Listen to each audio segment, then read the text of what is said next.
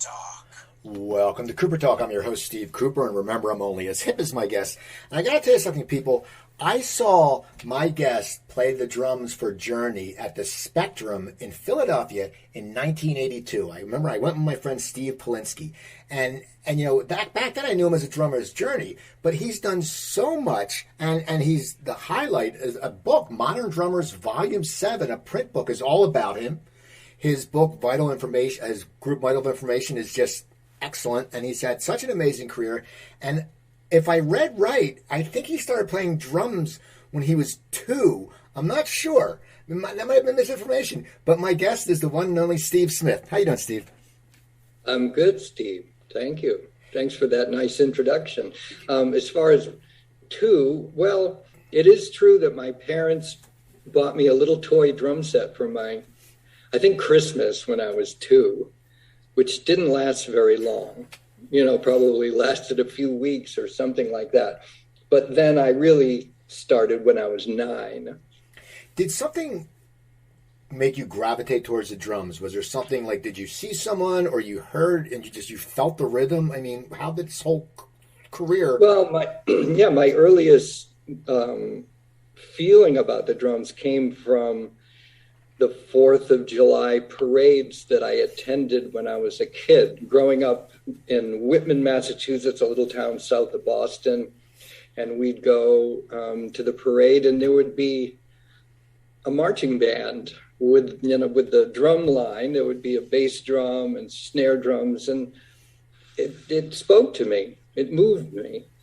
And I think that, along with my mom had an inclination to like drums. It was probably her that bought me that set when I was 2. And we had some Benny Goodman records with Gene Krupa playing drums. And so by the time 4th grade came around, 1963, there was an assembly, and a local music store had someone there demonstrating the instruments. And at the end of the assembly, you could sign up for an instrument. So I signed up for the snare drum.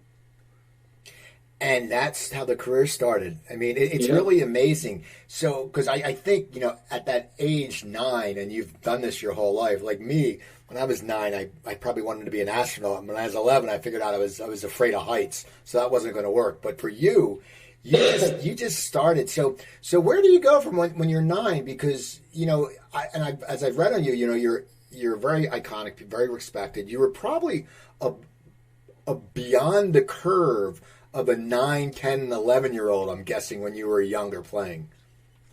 Well, not really. I think that to my good fortune, my parents found me a private instructor.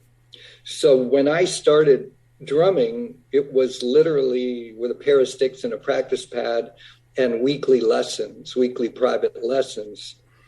And I really liked my drum teacher, who was an older drummer from the swing era.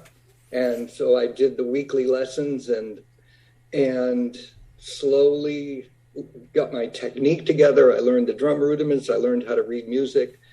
It was a pretty legitimate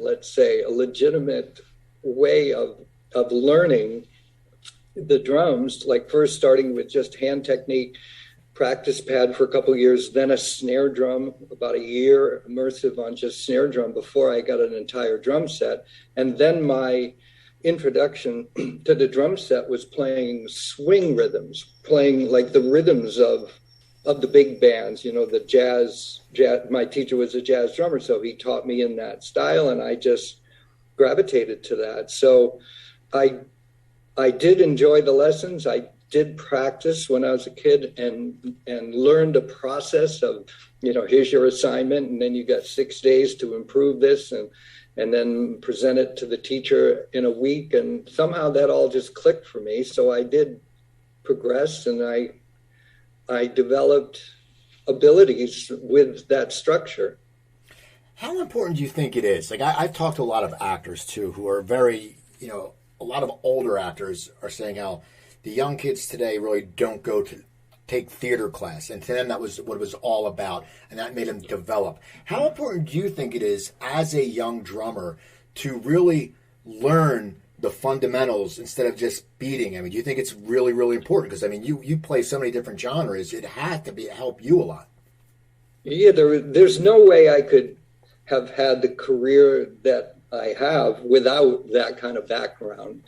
And so along with the lessons, of course, it was about reading music. So for me, I do have friends that got a drum set and joined a band, and that was also what was going on in those days as well.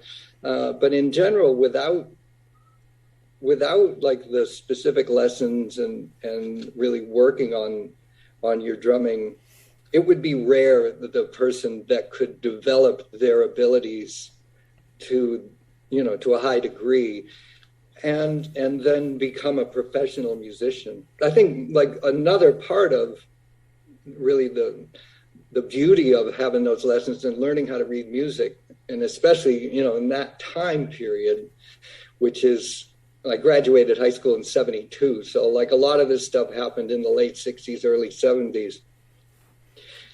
By reading music, I was able to join a musicians union and start to work at a pretty young age. Before I was out of high school, and the musicians I was working with were generally older than me. So my peers that didn't know how to read music were, they could only play with the other 15 and 16-year-old kids, where, I had the opportunity to work with musicians of all ages. Now that helps one grow as a budding musician, because you get feedback and you really can develop. And so I took a very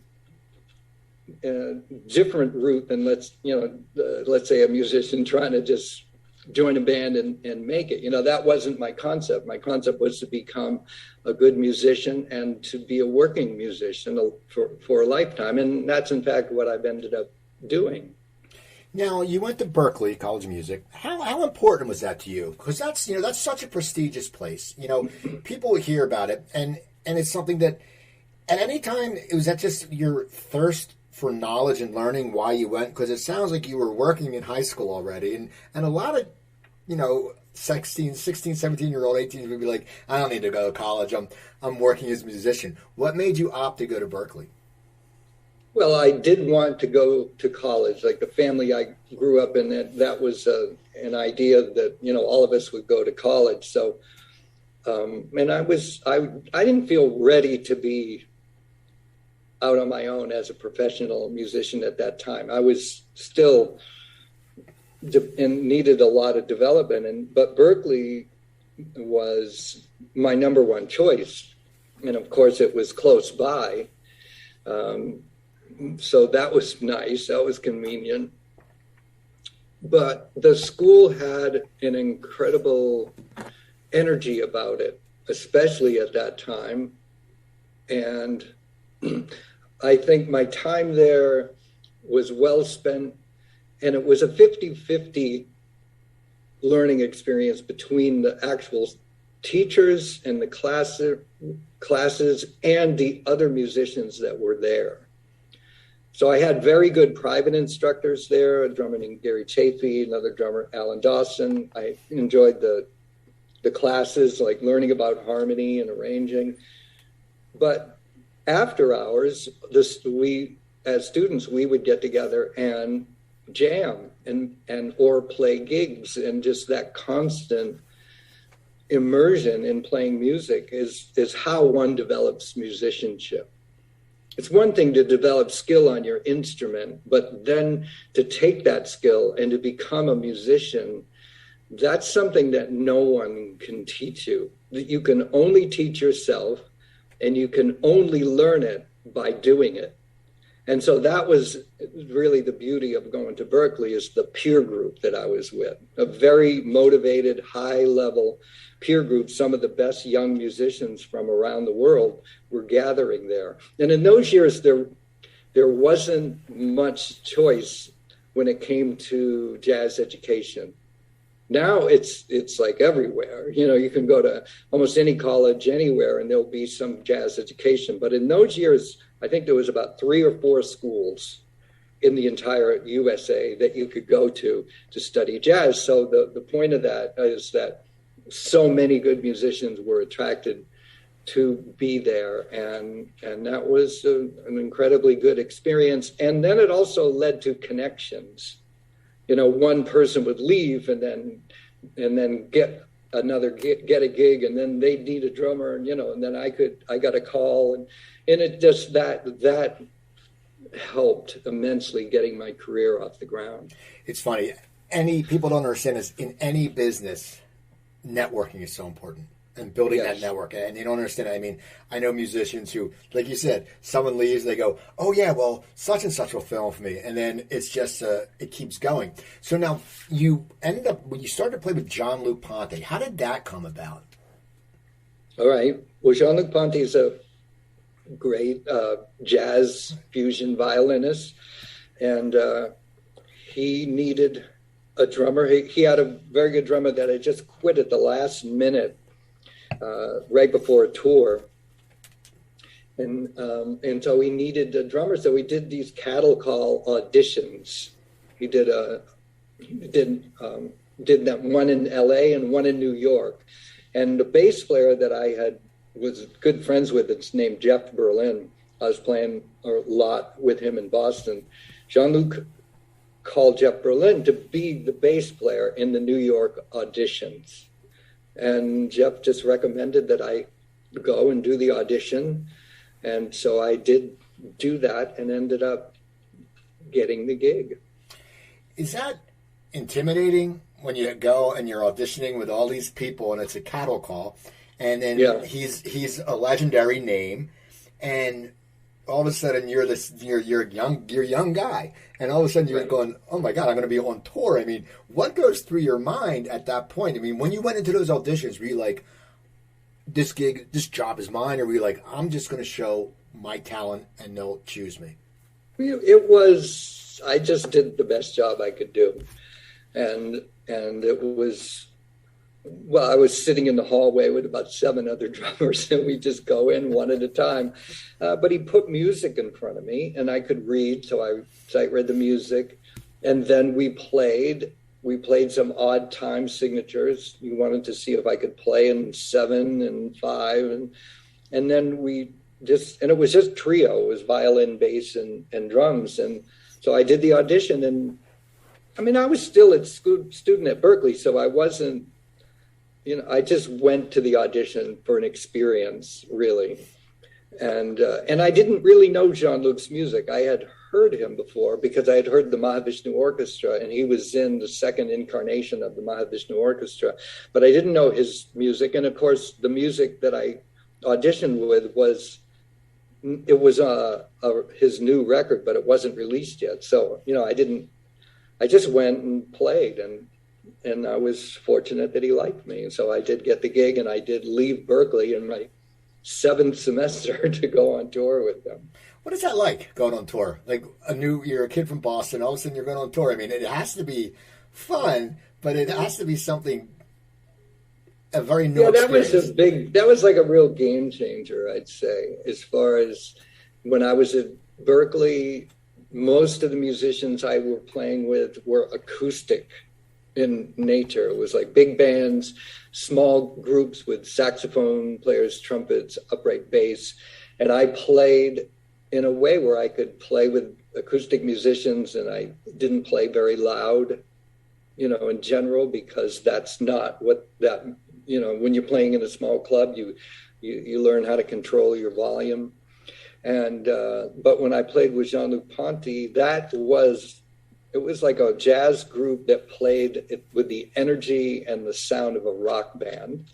So it was very, I had to really develop like this stronger side of my playing to play that music.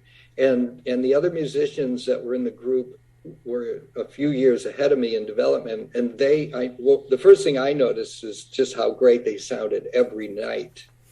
They were very consistent. So being a young sort of a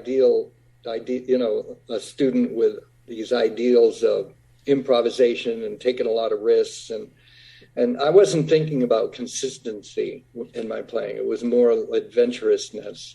but I learned that there's a way to harness and discipline my playing where I could be consistent each night, play what the guys in the band needed to hear. And so it was like, that was a game changer, because I went from, let's say, being kind of semi-professional, playing around Boston, little gigs, but then being on the big stage with Jean-Luc was a big change. And we toured the world. Well, the world at that time, meaning all over the US and Europe. And I made my first album with him. It's called Enigmatic Ocean. It's a very good jazz fusion record. So that was a big deal. Now, did that touring, as you said, they played with like a rock attitude somewhat. Mm-hmm. Did that prepare you for your move in with Journey? Because once again, you're a jazz, that's what you were learning on jazz, but you had experience. How did the Journey experience come to you, and were you prepared? Because then they ended up just being you guys were like the biggest act in the world at one time. Well, I did make a lot of adjustments while playing with Jean-Luc Ponty. One of them was buying a really big double bass drum set. And that was his request, because when I started with him, I had a smaller jazz kit, but he wanted a big kit. The way he said it was like a Billy Cobham kit, and Billy Cobham was the drummer with Vishnu, and he had this big double bass kit. And so I got a big drum set like that, and that took a lot of energy to play. It was a real different playing style, but I liked it. I took to it. Like you said, I was young, and it was super fun to play like that. I was 22 and then 23 years old, so I really got into that. And eventually he changed the lineup. So I ended up moving to Los Angeles in 1978. I started playing with him in the fall of 76 and all through 77. And then early 78, I moved to LA. And then I heard about different auditions, and I go to auditions, and I auditioned with a rock guitarist named Ronnie Montrose, who lived in the San Francisco Bay Area. And what he was doing at that time was like a rock instrumental band. And so he wanted a jazz rock fusion kind of drummer. And so I auditioned for him and got that gig. So it was like somewhat similar to what I was doing with Jean-Luc Ponty. And I was interested to play. So, and then as that happened, Ronnie Montrose became the opening act for Journey's first headline tour. And that was in 1978. It was about a 3-month tour of theaters, not really, Journey's first headline tour. It was the first tour with Steve Perry in the band. And the size of the venue was about 2,500 seats, which interestingly was about the same venues I was playing with Jean-Luc Ponty. And so we, as Ronnie Montrose, opened for Journey on that 3-month tour. It was the Infinity Tour. They had just put out that album, Infinity. And basically at the end of the tour, they asked me to join the group.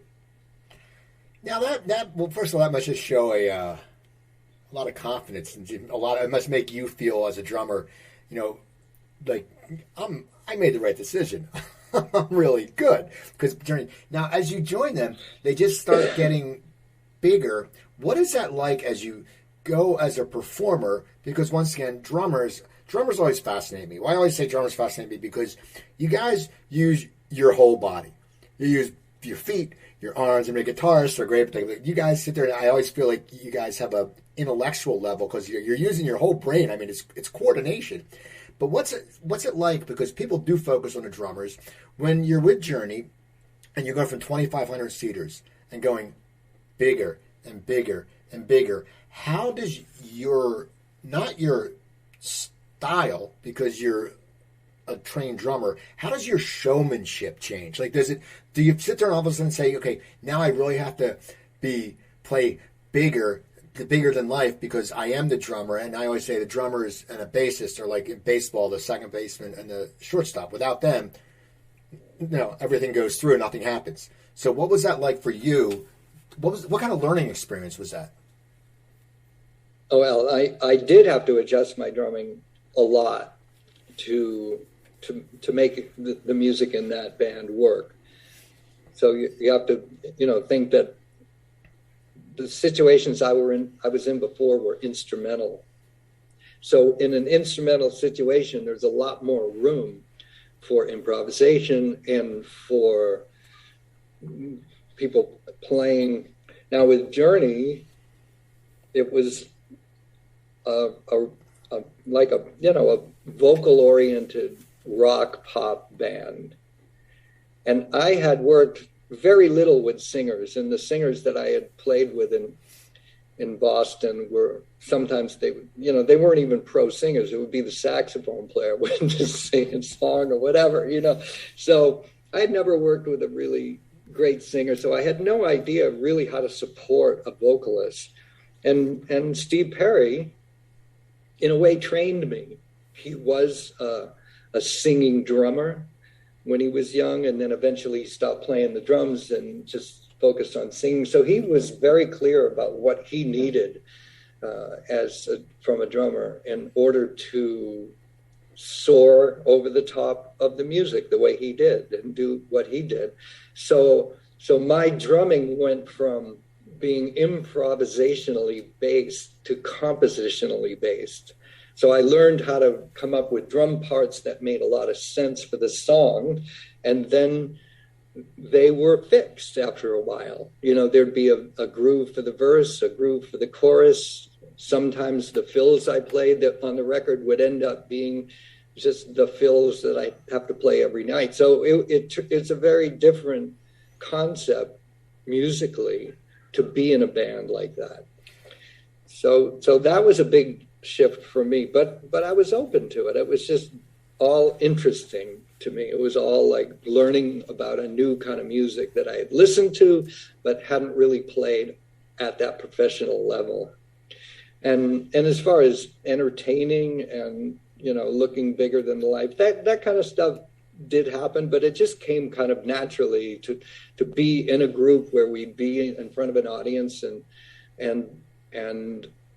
it occurred naturally is the only way I can put it, because we did go from 2,500 seaters to then 10,000 to 15 to 20,000, even up to in the early 80s into like the 60, 70, 90,000 people sometimes in these large outdoor stadiums. So it happened in a way that was kind of organic and just everything developed step by step. So I don't know. I acclimated to it somehow. How does it change your life? I mean, once again, you're in a huge band, and you're a guy drumming his whole life. You're a guy from Boston, the Boston area. I'm from New Jersey. We have a certain strong work ethic and all that. But then all of a sudden, you're in one of the biggest bands in the world. I mean, do you start buying cars? Do you sit there and go, I'm making money? I mean, how does it change your life at that point? Yeah, it's a pretty big change as far as like one of the first things I wanted to do was buy a house, so I was able to do that. That was important to me, is to have that kind of security, to be a homeowner. So, we weren't home all that much, but that was an important thing. Cars were never a big deal for me. So I did get a car, but it was, nothing. No sports car or anything like that. Pretty functional. In fact, I had to buy a van, to move my drums around. So the main thing for me, I wanted to live within my means and have security. And I also knew that this type of thing, doesn't last forever. And I had other aspirations. So yeah, it was pretty exciting, and it was kind of it was a lot to deal with as a young person, but I do think part of what kept me grounded throughout that time is I still played with a lot of jazz musicians when I had off time, and so the idea that the music that I played with Journey, I took it seriously and I learned a lot from it, but I still enjoyed interacting with my friends from Boston.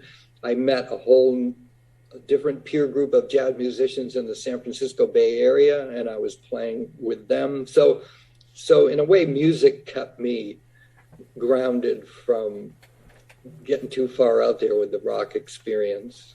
What is your? I want to talk about Vital Information, but what is one of your fondest memories of your time with Journey when in that huge time? I mean, what was one of your fondest memories? Oh, I don't know. There's so many. I mean, one thing that comes to mind was actually kind of interesting and humbling is that we opened for the Rolling Stones on a few dates.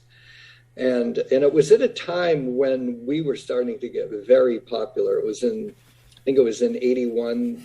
The Escape album had just come out, and Bill Graham put together a lot of.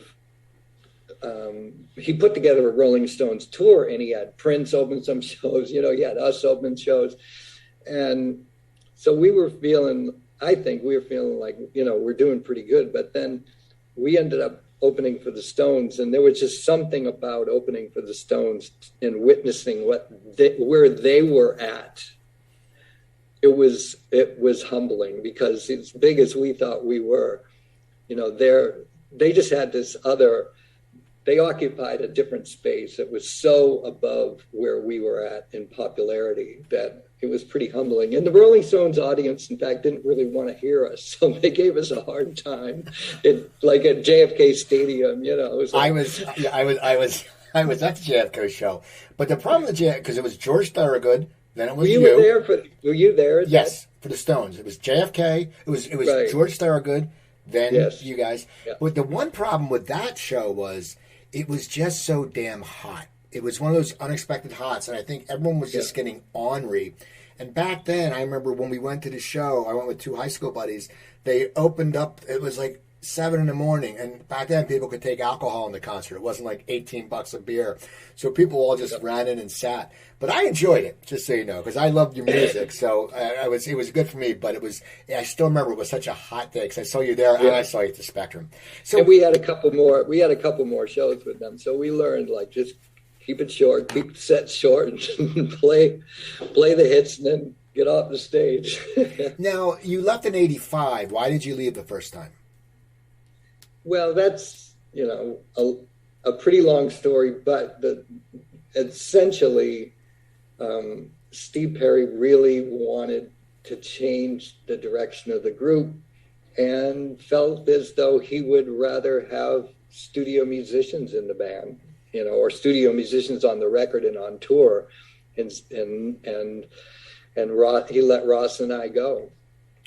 So when that happens, because you've been so busy, you probably just automatically moved into doing something. Tell me about Vital Information, because as I said, I followed Journey, I followed you, and that's why I reached out to you. And then, as I said, I told you earlier, when I started listening to you last week, it's great, because to me, that's music. It's free form. You can tell your guys, I don't want to use the word craftsmanship, but you can tell you're all so well trained. Tell me about Vital Information, because you guys started it in a very, very early on, right? Well, in fact,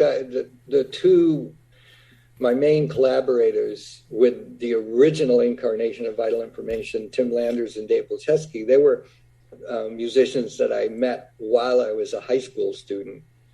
And so we started playing in the early 70s, just playing gigs around Boston. So that was, those were people I stayed in touch with and continued to play with as, I was in the early years of playing with Journey. And then after being in Journey for a few years, and the band sold a lot of records, I was able to get a contract with Columbia Records.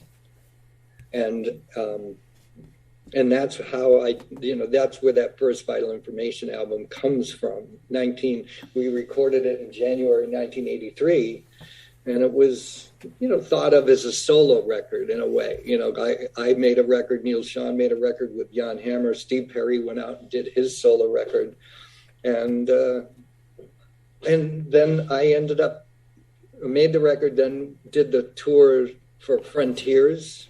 The album Frontiers came out in February of 1983, and then September, October, I toured the U.S. with Vital Information for the first time. And coming up next year, it's going to be 40 years that I've kept a band together, not the same band, but had a band called Vital Information. And I don't even know how many records I've made, but at least 16 or so albums under that title. What is it like, as you said, it's not the original members, but it seems like when you listen to your music, there's that trust. You guys know each other. What is it like as the drummer when the lineup does change? Do you have to establish trust in a newer person? Because you already knew the other people's chops. You knew what they can do. And I'm sure, when you first start playing, how does that work? How do you guys all get on the same page so you feel free to, as I said, to riff? Usually I'll know who the musician is. Like if let's say somebody's in the band and they're a bass player is too busy, doing other projects, or a guitarist, and they leave, they say, look, it's been great, but I'm going to do this, this other thing. And I'm like out there noticing players that I think could be good in the band. And occasionally, like, I'll be working with different people and work with different musicians, and that's how I'll meet them. So what I look for is, as a band member, or someone that I really enjoy playing with, number one, somebody that's easy to be on tour with, and someone that writes music. Because as a drummer, I can write enough for, I can't write a whole album of material, but I can write some material. So I need collaborators. So that's what I look for, collaborators and people that are good writers and are wanting to make a mark and contribute musically to the group. And so that's, and then they're invested because they're writing, they're playing some of their own music, or we're writing music together. So they're enjoying the experience and I'm enjoying the experience. So, and every incarnation of Vital Information changes. The music changes to be who we are as a group. So it's different than, let's say, a rock group that has hit songs. We don't have any hit songs. We make music, and it changes year to year what that music is, and the people that come to hear us play music, not to hear particular songs per se, but to hear just a very good musical experience. So in '95, you got back in Journey.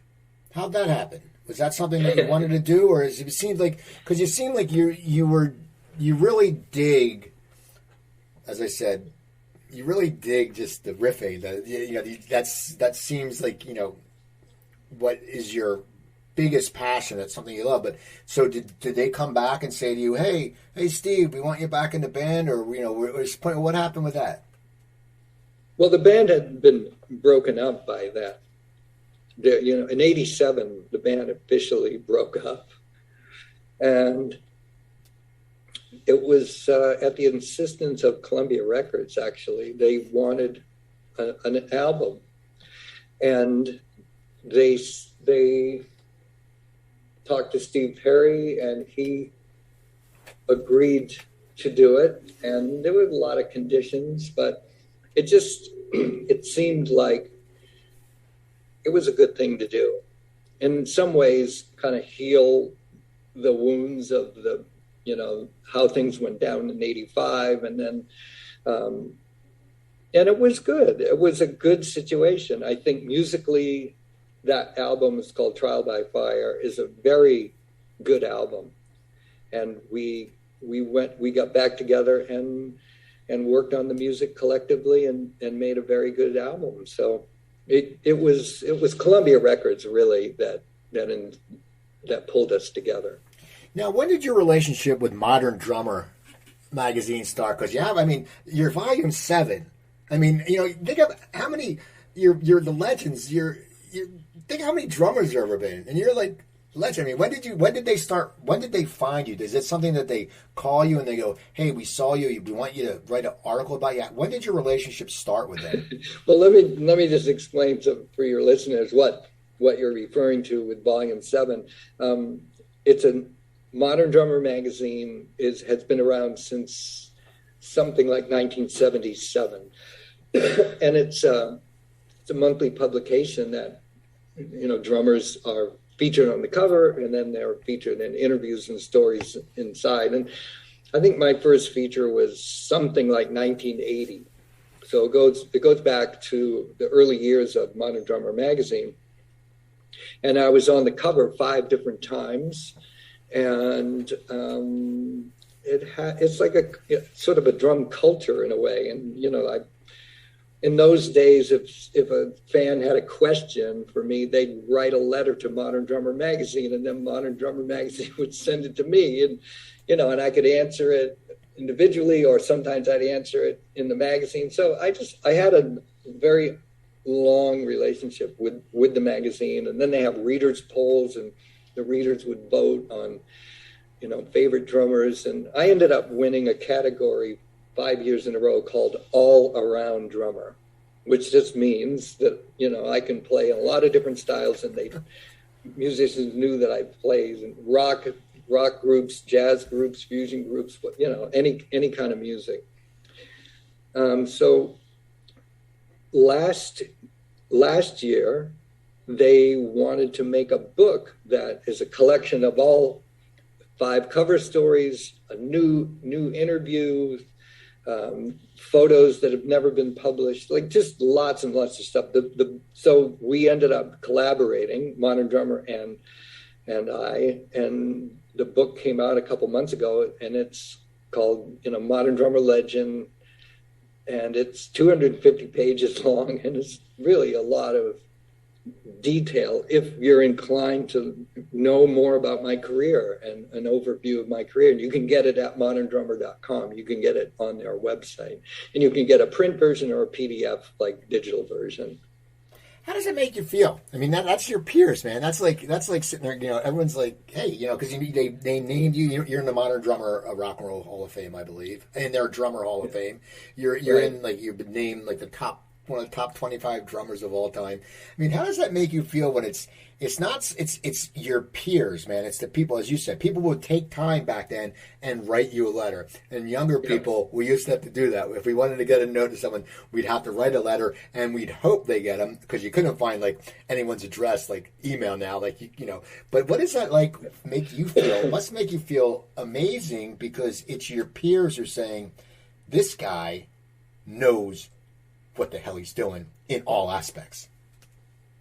It's meant a lot to me over the years. It had that getting recognition by the readers of Modern Drummer has been it's been pretty important to me, because I feel like these are mostly the readers are going to be drummers, and they spend the time listening to music and thinking about the drums and talking about it. So to be respected in that, by that crowd, it feels good. It feels really good to get that kind of recognition. Now, if you look at your website, it talks about the year 2016. How much stuff you did that year? You probably remember the solo Fabric of Rhythm. Tell my listeners, I mean, it's amazing how much stuff you did, and to top it all, you just do a concert with Journey after you're doing all this incredible stuff. Tell the people about that 2016. Well, that's the way the book starts. It's actually the first page of the book is posted on my vitalinformation.com website, and there was a period. It was in early 2016. Where I knew I had a 6-month tour with Journey coming up. So I wanted to do a solo album, like literally a drum solo album, 14 solo drum set pieces. So I booked studio time, and I did that, which took about a week, maybe 2 weeks, the whole thing, to record it and mix it. And then I wanted to do a new Vital Information album, so I booked studio time, and we wrote music, and I made a Vital Information album. There's a band that I've worked with since 1986 off and on called Steps Ahead, very high-level jazz group. And we made an album with the WDR Big Band. It's a German radio big band. And so I went to Cologne, Germany, and recorded an album with the members of Steps Ahead and an entire big band.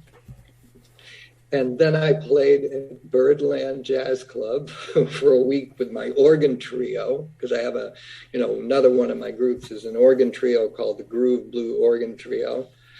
And then I played my first gig with Journey after about, I don't know how many years of not touring with them, over 30 years. And it was at Madison Square Garden. So, it was a pretty busy, like 2 or 3 months there. What was it like playing with them at that time when they had a new singer? Was that something different? I mean, was that for you because you've known Steven and it's the frontman? I always had said, I mean, I saw Journey, as I said, at the Spectrum. I saw Journey with Steven. To me, I wouldn't. It's different. It's just I'm a old school realist. I'm like, it's not the same. It's But what was it like for you as a drummer? Sit there and look and go, holy crap! There's a different guy up there. Right. I think Arnell does a great job. And, he does a really great job in a very high pressure situation. And he's a very good guy. I think he's an incredible frontman and entertainer. So it was very interesting to play that music with essentially that original lineup, but with him, with Arnell. And I think he does a great job. So I was happy to work with him and to support him, because that's what I do as a drummer. I'm supporting the singer. I'm playing the music and giving him that kind of support that he needs. So yeah, it was interesting and rewarding. Now, did it mean a lot to you when you were inducted into the Rock and Roll Hall of Fame? Because once again, I mean, you're already in the Drummer Hall of Fame, which for a drummer, I'd be like, yeah, you know what? I'd rather be in the Drummer Hall of Fame because that's the thing. But what was it like getting inducted to the Rock and Roll Hall of Fame? Yeah, in fact, you're right. It was like a little more interesting for me to be in the Drummer Hall of Fame. But I didn't have expectations of being in the Rock and Roll Hall of Fame. And in fact, when it came up, I didn't really know what to make of it. Because I didn't know anything about it. But it was an interesting event to be a part of. And once I was there at the event and we were witnessing the other bands being inducted and hearing the other groups playing, it was pretty exciting. It was the same night that we were inducted. It was Electric Light Orchestra, Joan Baez, and Yes, and Pearl Jam. So it was very cool. And I feel like the main people that it speaks to are the fans. I think the fans get a lot out of it because they, the people that like the music of Journey, the listeners, they want to see the band in the Rock and Roll Hall of Fame. So it was interesting and it was fun for me.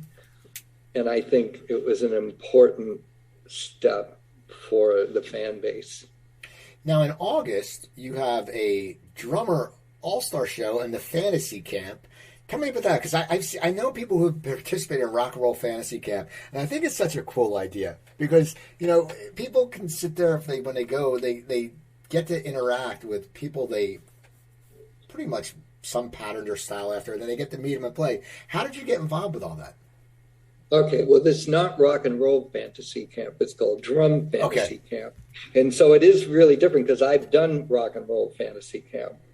And Rock and Roll Fantasy Camp is more about just kind of hobnobbing with rock musicians. And you do get to play with them a little bit, you know, get to, because I did that. But Drum Fantasy Camp, I'll say it's a little more serious for drummers to come and really learn about drumming.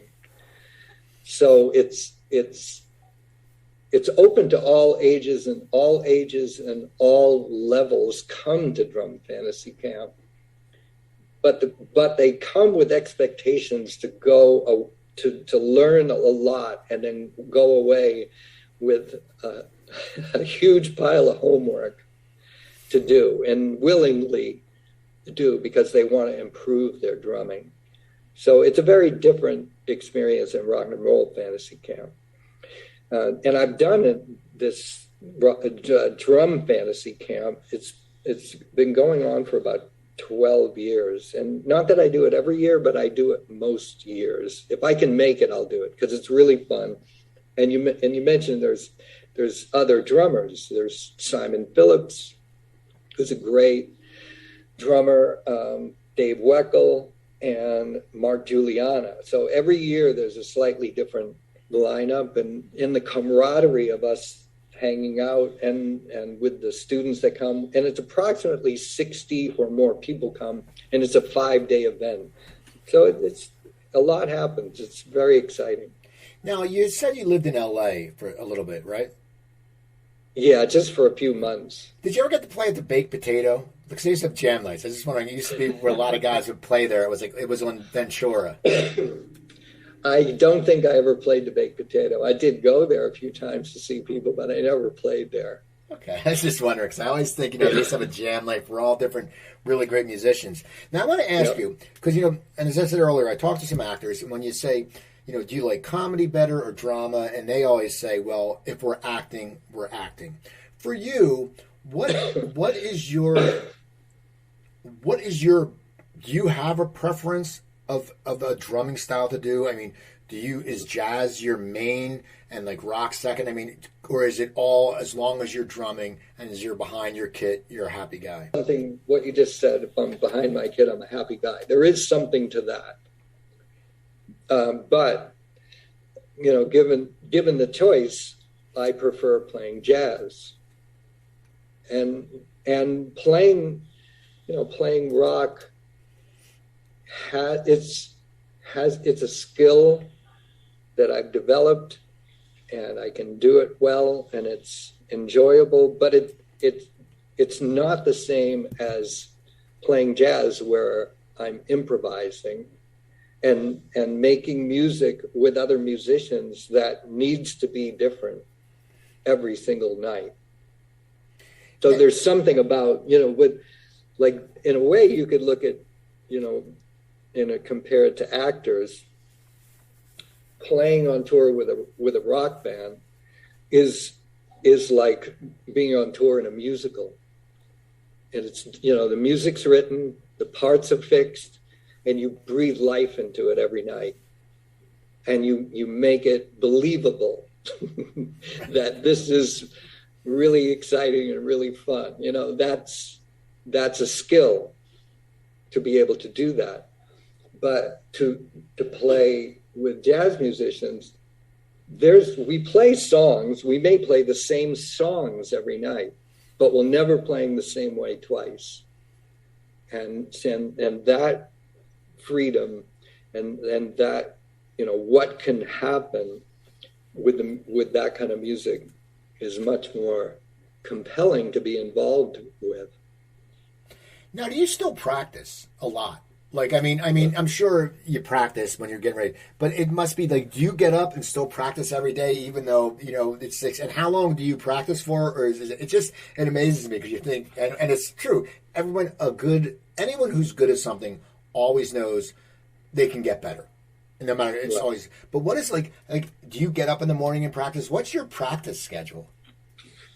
Yeah, I don't practice right away, but I might, by 11 o'clock or so, I'll be in the practice room putting in 2-3 hours. And it's not straight. I'll take breaks, but it's like you say, to get better, but it's also, there's maintenance involved as well. It's a physical instrument, and without daily maintenance, the chops atrophy. You know, I have to keep in shape and you know, work on new music and new ideas. So yeah, I practice 5 to 6 days a week, 2 to 3 hours a day. Now in September you have some Vital Information shows coming up. Are you excited about that? They're in New York. That must be great. It's at Birdland Theater. Tell me, what can people expect? Like, when you guys play, do you write, I'm sure you write a set list, but I'm sure sometimes when you get into the moment, a song probably goes from whatever 5 to 10. I'm just guessing because you sit there. What can people expect when they come to these shows? Well, first of all, I have a new band, a new lineup. And I have a keyboard player from Cuba that lives in New York City, Manuel Valera. And I worked with him a little bit before the pandemic hit, but then, of course, we had to stop touring in March of 2020. And a new bass player, Yannick Gwizdala, who's from England and now living in LA. So, and we're going to go out as a trio. And what people can expect to hear are very high-level virtuoso players playing music that it's not necessarily that abstract or anything. It's can be pretty straightforward with R&B kind of, you know, rock grooves, but could be straight ahead swing, but the music gets creative and and we expand on it. And it's like any jazz experience. When people come to hear jazz musicians, they want to be transported by their skill level. In some ways, it's like, for me, it's like when I watch high level athletes at the Olympics. You know, you may not know, you know, the details of what the sport is, but you can't deny when somebody's really good at what they do. And I think that's, you know, that's the draw for me of jazz musicians, is sort of an undeniable command of the instrument and command of music. And then we look for transcendence in a way. You know, we look to play together in a way that we can connect with each other and then go beyond the typical experience of what life is like in a day-to-day way. It's like we can transcend that, and there's times, of course, when we can take the audience with us. So you kind of lose your bearings of your day-to-day life and then just transcend your experience and have some kind of really interesting experience, what's so great about the arts. It's like when I go to see a great play, or go to see a great musical, you know, you forget about everything and you just get absorbed in what's going on. And that's what we strive for when we play. I have one final question, and I've always wondered this, and I talked to drummers, and I never really asked them, the drum solo, okay? Do drum solos, when you start, and I'm guessing when you're with a rock band, if you play a drum solo, it has a certain time frame. But when you start playing a drum solo, when you're improvising, when you first hit that first beat, you know you're going to go into the solo, are you planning ahead of where you're going? Like, okay, I'm going to get here, or does your body just get taken over by your talent and just the feeling, and then you just basically free form into some kind of beauty? Well, interesting question, because there's a drumming website called Drumeo. It's kind of like Netflix for drummers. You can, you know, join Drumeo and watch all this content. Drum educational content. Well, I just made a course on drum soloing, and it's just coming out now. And I like talk about that in general, there's 5 kinds of drum solos that I am familiar with and that I use. And so one type is the drum feature. And that would be like what you said in a rock show. Like, here's a song, and now the drummer's going to take a solo.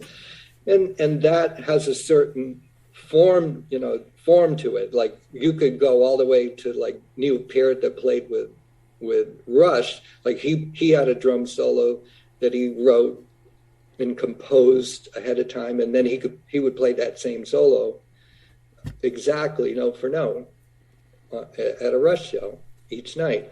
Now, in my situation, I have a structure in mind, but I'll play a different solo, but with key points, like a kind of a more or less a structure. So that's one kind of a solo. Another kind of solo is playing a drum solo over a vamp. So sometimes a band will get into a vamp situation. A classic example is Take 5, where there's a repeating bass line, do-ba-ba-dum, boom, boom, boom, boom, and then the drum solos over that. So you have that reference, the listener and the drummer has the reference to hear that vamp, and then there's a solo over that. So this takes discipline to stay within that vamp. And then there's another kind of solo, which is soloing over a form of a song. So a song has a particular form, and to play the form of the song while alone, completely alone. The other musicians drop out, but I still hear the melody in my head and play in that form. That's a third kind of a solo. So it's not just like letting go. It's like being very focused and concentrating on not losing the form and not changing the time, keeping the time straight. And then there's the kind of solo that's a more avant-garde solo, a free form, like very free and loose kind of solo. And then a fifth kind of is what I did on my solo record, which is a standalone compositional solo that has drum thematic material in it, but the song is a drum solo, but it's got structure and thematic material that you can recognize. You'll hear it, and I may go away from it and then come back to it, like a kind of like a drum hook, so to speak. So I get into a lot of detail about that. So all of that can happen in a concert, all of the above. That's awesome. And it's funny because I saw Chicago the other night, and they had a big drum solo, and then they had the percussionists, and they were switching off. And I always wonder, I know it's planned in the song, and theirs looked planned because they were doing it. They of course had to be because they were playing together. But I always wondered. So see that, and now what's that website people can go to? Drumeo. Okay. That's it. Drumeo. Cool. Well, man, I want to thank you for coming on. As I said, I saw you at JFK. I saw you at the Spectrum. I've been listening to Vital Information. Is there anything else you want to promote before we go? You pretty much hit everything. I mean, there is a re-release of the first 4 Vital Information albums. It's called the Complete Columbia Recordings. So this just came out. It's Wounded Bird Records licensed the first 4 Vital Information records from Sony, and you can get it on Amazon or wherever. You can get it on my website, and I'll sign it for you. So vitalinformation.com, you can check that out. Thank you, Steve. Now, people, check that website out. It's a great website. You get a lot of info there, and you can get the link to the Modern Drummer magazine. You can just go to his website. Go to vitalinformation.com. Go to my website, coopertalk.net. You can find over 915 episodes. You can email me at coopertalk.net. Twitter at CooperTalk, Instagram at CooperTalk1. Remember, I'm Steve Cooper. I'm only as hip as my guests. Don't forget, drink your water, eat your vegetables, take your vitamins, and I'll talk to you guys next time.